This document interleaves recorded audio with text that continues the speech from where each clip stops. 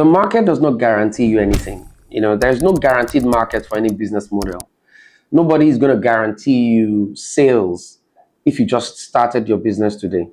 All right, the best you can do is have family and friends try you out and give you false feedback once they've tried out your product.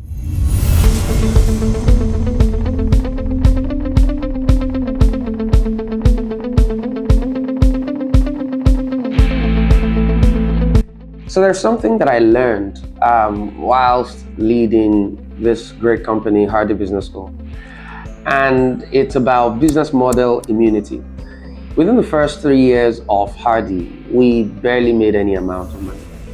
And we're growing in customer base, we're growing in learners, we're constantly acquiring new people enrolling on our platform, but we're not making any money.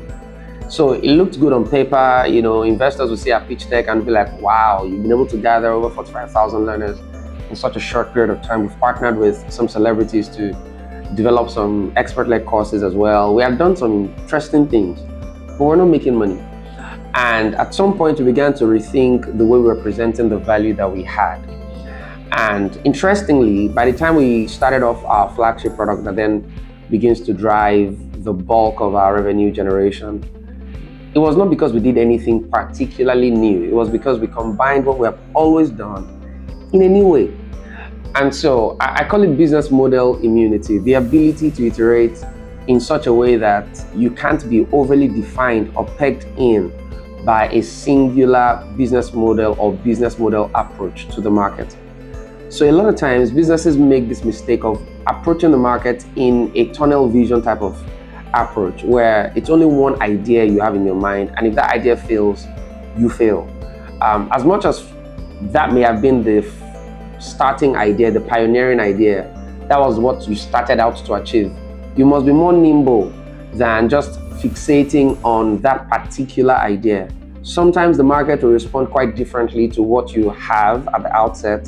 For example, for us, what we were doing was not wrong, but the way we were presenting it, it was in a way that the market particularly was not able to interact with in a way that was viable for us as a business.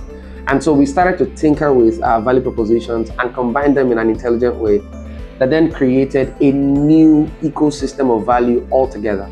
And so beyond the specific products and services that you're offering, are you combining those very same products and services in an intelligent way? Are you focusing on a new target audience, a new demography, a new location to present the very same things you've always been presenting to the previous target audience?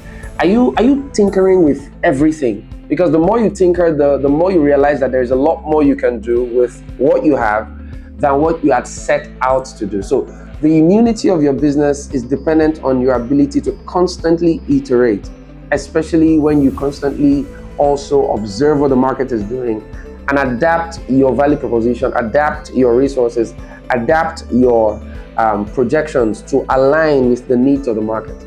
Sometimes I hear business people blame the market for not catching on with the trends of their own value proposition, and that's funny because trends will not pay your bills. Your business model or your business idea, as fantastic as it sounds to your own ears, does not guarantee revenue generation. The market is what must respond to you to keep you in business. And that means you must be more adaptable than you are fixated on your ideal business model. I hope you find that helpful, because in this day and age, you need to create business model immunity and factor it into your business operations. Cheers.